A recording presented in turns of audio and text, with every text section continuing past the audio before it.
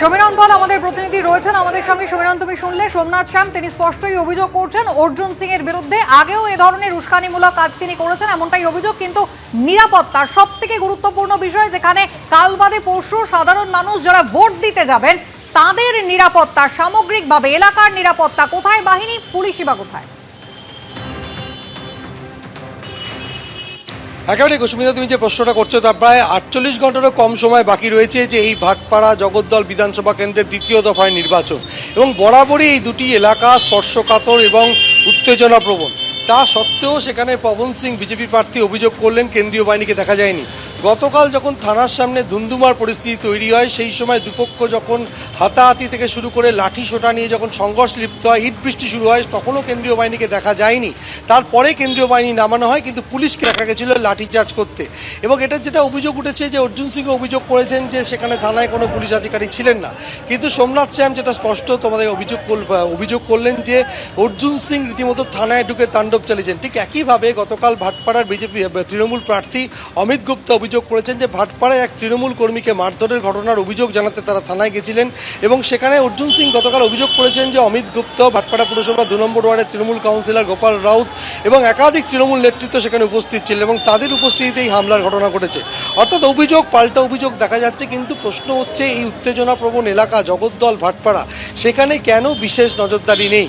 অর্থাৎ এখানে বারবার যখনই কোনো নির্বাচন বা কোনো রাজনৈতিক পরিস্থিতি উত্তপ্ত হয়ে ওঠে, তখন সাধারণ মানুষের জীবন বিপন্ন হয়ে যায়, সাধারণ মানুষের জীবনযাত্রা বিঘ্নিত হয়ে যায়, তখন বারবার প্রশ্ন ওঠে এখানকার আইন শৃঙ্খলা নিয়ে। আমরা এখানে রয়েছি জগদ্দল থানার সামনে, একবার তরুণকে ছবিটা দেখাতে বলবো। জগদ্দল থানার সামনে গতকাল রাতে রীতিমতো উত্তপ্ত হয়ে ওঠে পরিস্থিতি, আর কয়েক ঘন্টার মধ্যেই দেশের প্রধানমন্ত্রী নরেন্দ্র মোদী জিলিপি মাঠ, অর্থাৎ 1 কিলোমিটারের কম দূরত্ব সেখানে এসে পৌঁছবেন, জনসভা করবেন। তার কয়েক ঘন্টা আগে রীতিমতো উত্তপ্ত হয়ে ওঠে জগদ্দল থানার সামনে।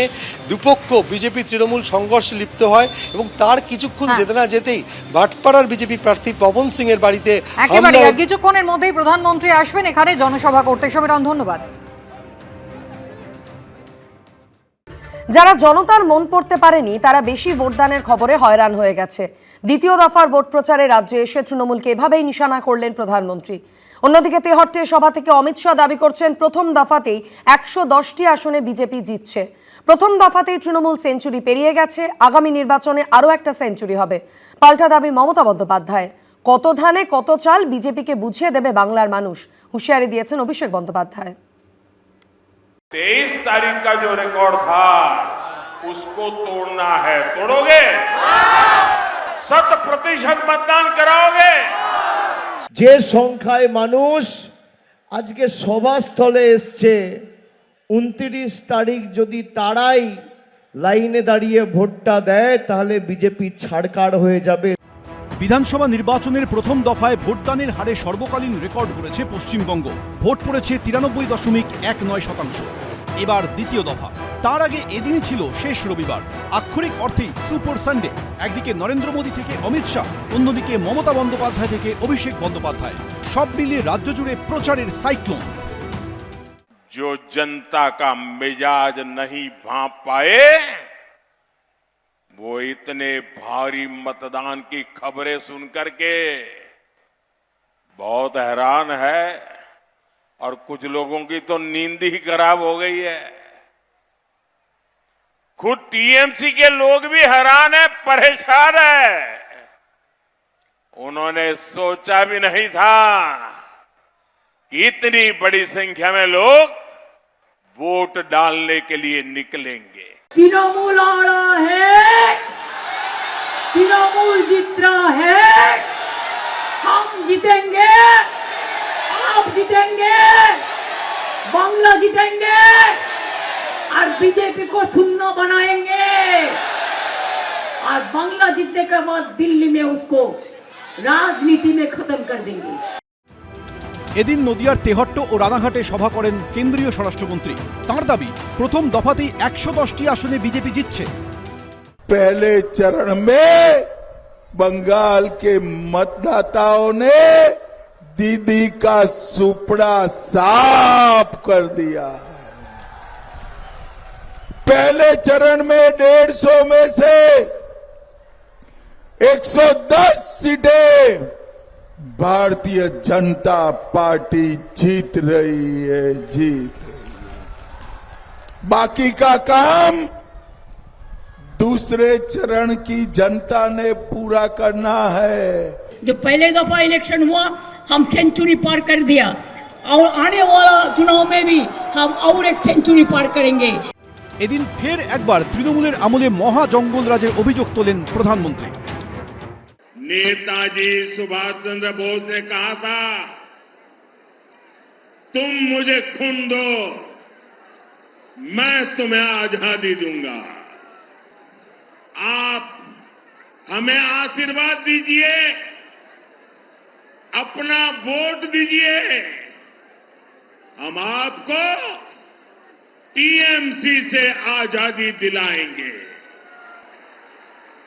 आजादी टीएमसी के महाजंगल राज से, आजादी टीएमसी के भय से, आजादी टीएमसी के भ्रष्टाचार से। এই নির্বাচন খালি তৃণমূলকে জেতানোর নির্বাচন নয়, এই ভোট প্রতিবাদের ভোট, প্রতিরোধের ভোট, প্রতিশোধের ভোট।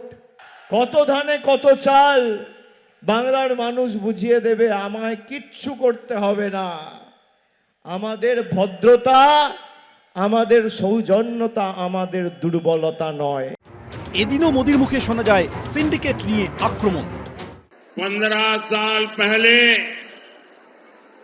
टीएमसी मां, माटी और मानुष की बातें करके सत्ता में आई थी, लेकिन अब इनके मुंह से मां, माटी और मानुष ये शब्द तक नहीं निकलते। टीएमसी की निर्ममता ने मां को रुला दिया, माटी को सिंडिकेट और घुसपैठियों के हवाले कर दिया और बंगाल के मानुष को पलायन के लिए मजबूर कर दिया।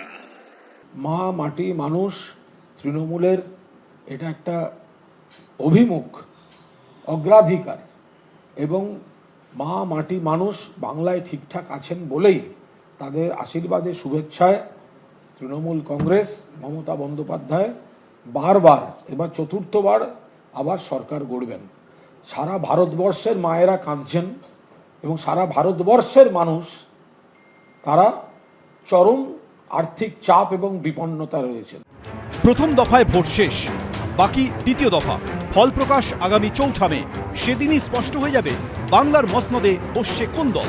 প্রদ্যোৎ সরকার, সোমনাথ মিত্র, রানা দাস, এবিপি আনন্দ। এবিপি আনন্দ, এগিয়ে থাকে, এগিয়ে রাখে।